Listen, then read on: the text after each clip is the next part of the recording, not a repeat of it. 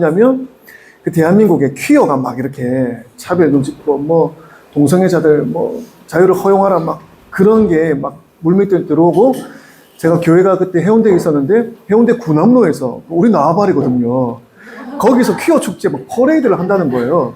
그래서 이거는 아니다 라고 하는 생각을 가지고 있던 차에 마침 우리 교회 안에도 그 자매 중에 한 명이 친구가 레즈비언이었는데, 자기는 그 친구 너무 지지하는데 왜 교회에서는 그 친구를 죄인으로 취급하느냐, 뭐 성경에 이렇게 우리가 있지 않느냐, 뭐 성경이 이렇게 우리가 가르치고 있다라고, 아니 말씀에 우리가 뭐 이렇게 권위를 더 세울 게 있습니까? 그래서 말씀으로 그 친구를 이야기했는데 자기는 받아들일 수 없다라고 해서 그 신앙의 길에서 떠났습니다.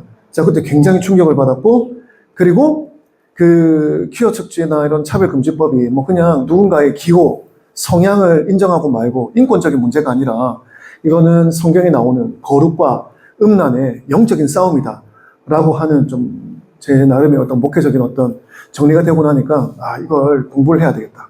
공부하다 보니까 의외로 이게 다른 게 막 너무 나오는 거예요. 이게 그냥 영적인 이야기가 아니라 어떤 그런 죄악에 대한 이야기가 아니라 그 뒤에서 이런 것들을 조장하고 만들어내는 그런 어떤 무리와 세력들이 있는 거예요. 그래서 이게 그냥 우연히 우리가 어떤 문화적인 부분으로 이렇게 되어진 것이 아니라 이런 것들을 이용하려고 하는 아주 거대한 악한 무리들이 있구나라는 것을 이제 좀 깨닫게 됐습니다. 우리가 네오 막시즘이라고도 이야기하는 그런 뭐 어떤 문화적인 것으로 이 시대를 막 이렇게 호도하고 막 선동해 나가려고 하는 그런 세력이 실제로 있구나라는 것을 좀 깨닫게 되면서, 일단 저는 이승만에 대한 그 오해가 풀어지고 나니까 나머지가 이제 가치관이나 뭐 세계를 보는 관점이나 역사를 바라보는 어떤 시선이 완전히 바뀌게 되더라고요. 그래서 다시 찾아보고 다시 제가 직접 크로스오버로 자료들을 찾아보니까 한쪽은 거짓말을 하고 있는 게 확실하더라고요. 너무 확실해요. 그래서 아, 이거는 정말 그동안 사람들이 목소리를 막 크게 하고 언론에서 막 이렇게 하고 해서 호도되어 왔었구나라고 하는 분명한 저는 결론을 내리게 되었고, 그래서 완전히 돌아서게 되었습니다. 좌파적인 성향을 가지고 있었고, 뭐 정치적인 그런 데는 관심이 없었고, 그냥 저도 오늘 하루 어떻게 재밌게 놀까를 고민하던, 저는 정말 그렇게 살았거든요. 그랬는데 거기서 완전히 돌아서게 되었고, 이게 단순한 어떤 기호가 아니구나 라고 하는 것을 생각하게 되었습니다. 오늘 지금 제가 이제 미국 독립운동에 대해서 이제 나눌 텐데, 있습니다. 미국이 독립한 이야기, 아까 우리 표본사님도 말씀해 주셨지만 우리가 지금 자유민주 체제로 가고 있는 이 뿌리는 사실은 미국의 어떤 독립한 이야기와 같이 맞닿아 있거든요. 이게 정치적인 시스템뿐만 아니라 놀랍게도 영적인 신앙의 뿌리까지 같이 맞닿아 있습니다.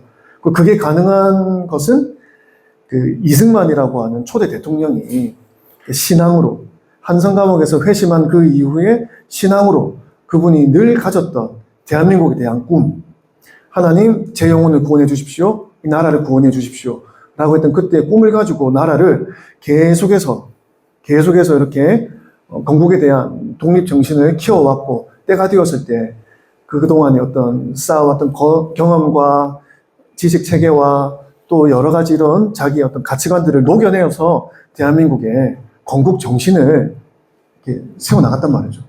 거기에 보면은 이제 대한민국이 동방 최초의 예수교의 국가가 되는 기독교 입국론의 꿈이 펼쳐져 있는데, 제가 한번 우리 청년들 제가 가르칠 때 한 명이 물어보더라고. 우리나라는 어떻게 이렇게 빨리 교회가 성장하게 됐습니까? 물어보더라고. 한 자매가. 그래가지고 제가 이야기해 줬어요.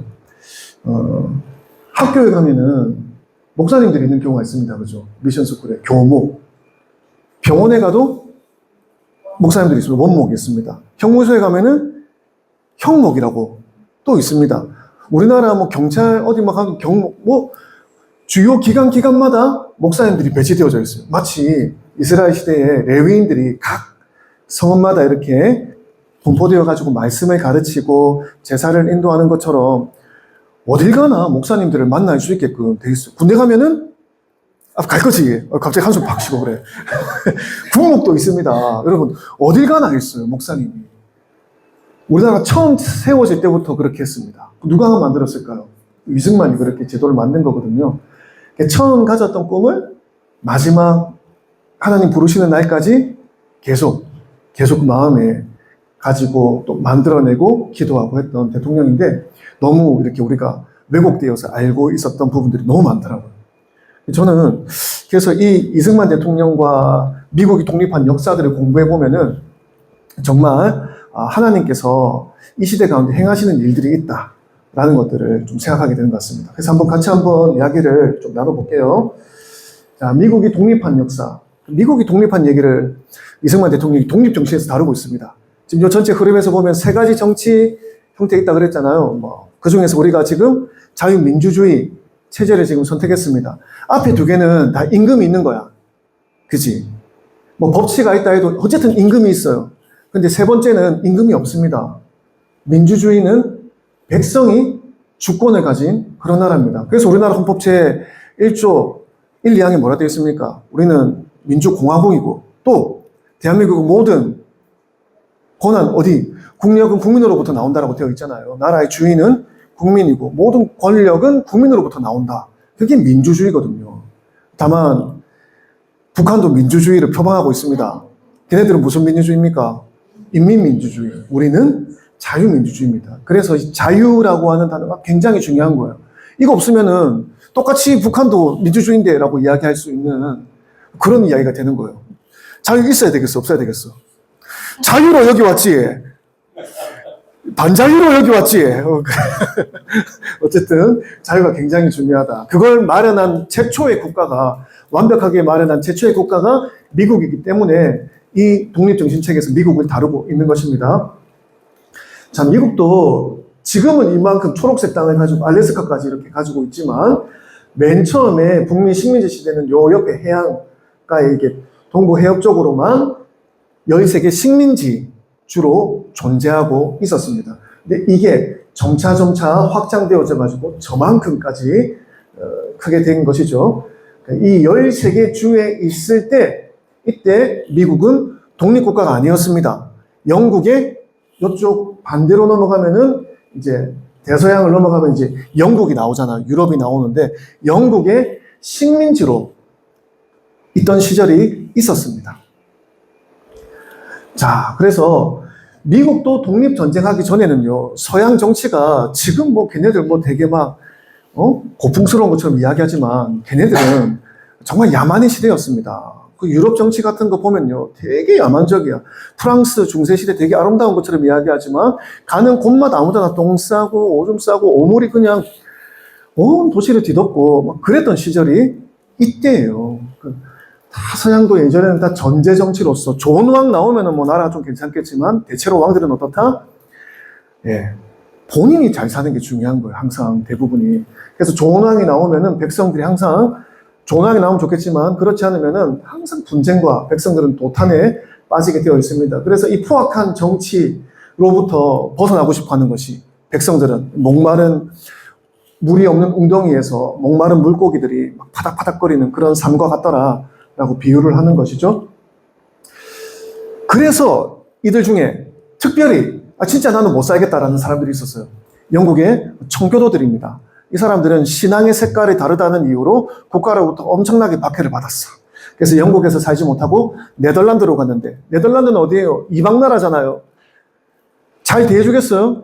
아니지. 거기서 최하층 농민으로서 이렇게 노동자로서 외국인 노동자로 어렵게 살아가는 거예요. 그래서 이 사람들이 그런 어려운 신앙 때문에 어려운 선택을 하고 너무 힘이 들어서 꿈을 가졌던 게 뭐냐면 저 반대쪽으로 바다를 넘어가면은 새로운 대륙이 있다라고 하는데 우리 거기 가서 한번 잘 살아보자. 거기는 무수한 은금들, 동철, 이런 기름진 농토들이 있어서 우리가 가면은 잘 살 거야 했는데 가다가 어떻게 돼요? 메이플라워 타고 넘어가다가 많이 죽어. 그리고 아메리칸 대륙에 도착했는데도 어떻게 풍토병 때문에 또 많이 죽어요. 농사를 지었는데 잘 돼요? 안 돼요. 인디아들 도움 받아서 겨우겨우 농작물을 수확하고 첫 번째 추수감사주일 이렇게 지내고 하면서 어렵게 정착을 해서 식민지를 개간을 했단 말입니다. 근데 영국에서 또 그 시기에 어떤 일이 있었느냐? 프랑스랑 서로 패권을 놓고 7년 전쟁을 하게 되거든요. 나라가 7년 동안 전쟁을 했어. 이기긴 이겼는데 7년 전쟁하니까 어떻게 됩니까?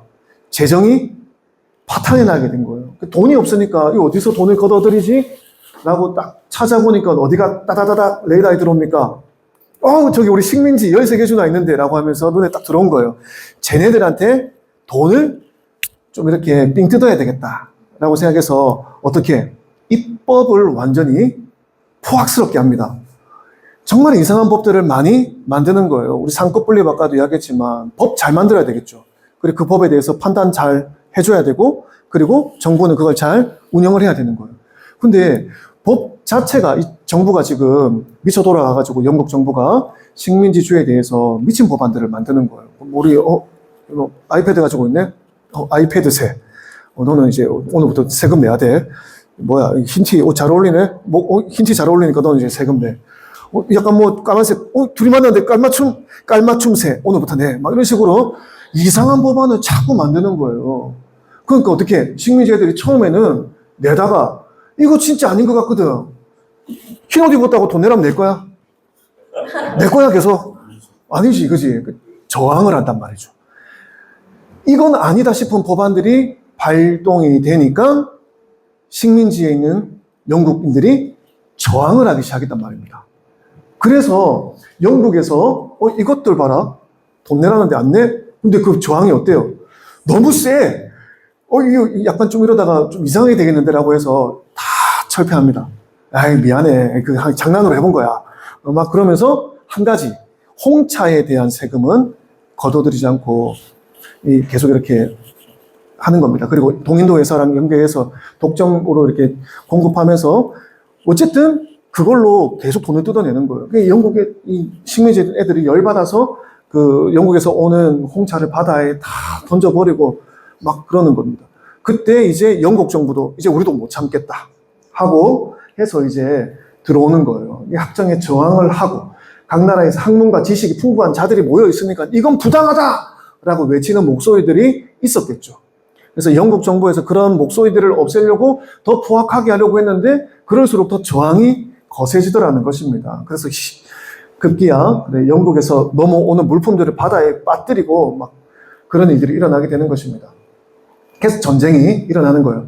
그 보스턴 차 사건이 1773년이고 본격적으로 영국 정부에서 저것들 좀 봐줬더니 기어오르네 라고 해서 이제 본격적으로 전쟁을 시작한 것이 1775년 4월 19일부터인데 이게 금방 끝난 전쟁이 아니라 83년까지 가는 전쟁이 되는 것입니다. 근데 처음에 전쟁 시작할 때 영국 식민지에서 어떤 목소리가 있었느냐? 상국은 영국이겠죠. 우리 윗나라, 상국을 배반하고 왕명을 거역하는 것은 도리가 아니고 역적의 무리다. 오늘날로 치면 내란이다! 라고 이렇게 이야기를 하는 거예요, 지금 얘네들이. 그러면서 지금 불의한 일에 항명하고 나섰는데 그 안에서 어떤 애들이 나오는 거예요? 이거 내란이다! 라고 이렇게 이야기하는 애들이 막 나오는 겁니다. 그래서 막 사람들 길을 막 죽이려고 하는데 영국의 어떤 그런 목소리를 막 영국 식민지 사람들에게 막 이렇게 내려고 하는 사람들이 있었겠죠. 근데 그 당시에 영국 식민지에 있던 사람들은 뭐 하던 사람들이냐? 군인이 아니에요. 농사 짓고 막 이렇게 하는 그런 사람들이라 장사하거나 이런 사람들입니다. 근데 이 사람들이요. 영국 군대는 그 당시 세계 최고 아니겠습니까? 프랑스랑 싸워 이겼다니까. 이제 더 이상 적수가 없어.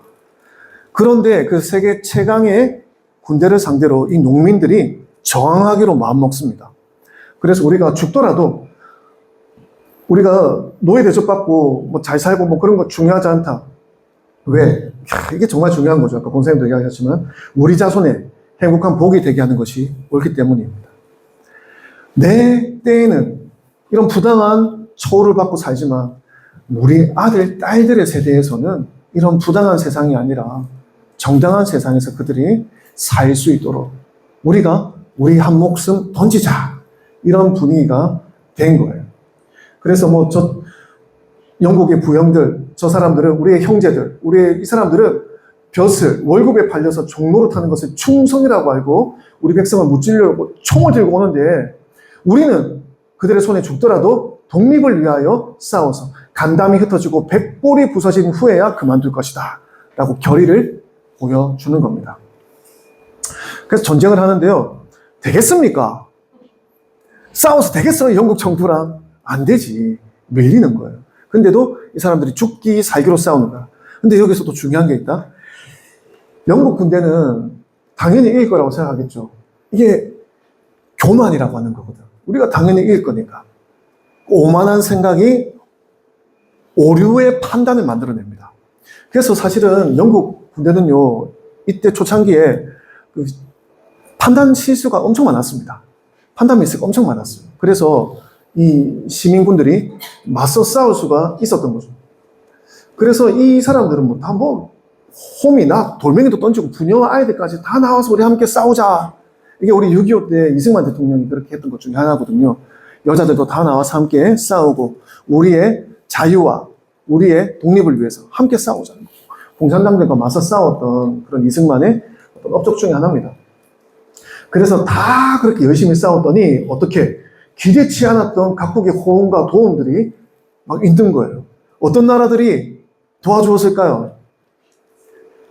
누가 이 식민지에 있는 오늘의 미국이죠. 미국 시민들 누가 도와주었을까요? 어떤 나라가 도와주었을까? 하나만 찍어봐봐. 어떤 나라가 도와주었을까? 영국에 맞서. 러시아. 아, 러시아도 굉장히 조금 뒤에 나옵니다. 러시아. 세계사 보면은 조금 더 뒤에 이제 영국이랑 맞서 싸운 애가 러시아. 요 당시에는 얼마 전에 싸웠던 프랑스 이런 애들. 얼마 전에 7년 동안 피 터지게 싸웠잖아. 지금 영국이 보니까 이거 미국에서 잘 싸우거든? 잘하면 이거 영국이랑 우리가 미국 애들이랑 붙어가지고 영국 애들 좀 이렇게 곤란하게 할 수 있겠는데 싶은 생각이 드니까 프랑스가 참전을 선언한 거예요. 영국 식민지 애들 돕겠다. 그러니까 갑자기 네덜란드도 도와줘. 몇몇 나라들이 영국에 맞서 싸우겠다면서 등장합니다. 왜? 그 당시 영국이 적이 많았거든. 영국이 그 당시 유럽의 깡패 아닙니까? 오만 애들 다 패고 다녔거든. 평상시에 이게 착하게 살아야 됩니다. 영국이 적이 많으니까 이때다 싶어가지고 영국이 맞서서 싸우는 다른 나라들이 있었다라는 거예요. 프랑스 이런 애들은 막 시민들이 먼저 들고 일어나가지고 우리가 지금 도와줘야 되는 거 아닙니까? 영국을 무찌를 수 있는 기회 아닙니까? 이러면서 막 일어나고 그게 그리고 또 식민지에서 앞으로 저기가 돈이 될 것 같은데 우리가 지금 이렇게 해놓으면은 뭔가 좀 선점할 수 있는 기회이지 않을까? 라고 해서 서로 도박적인 이런 일들을 하는 겁니다. 근데 이게 저항군들에게는 굉장히 시민군에게 굉장히 큰 힘이 됐겠죠. 그래가지고 어떻게 되느냐?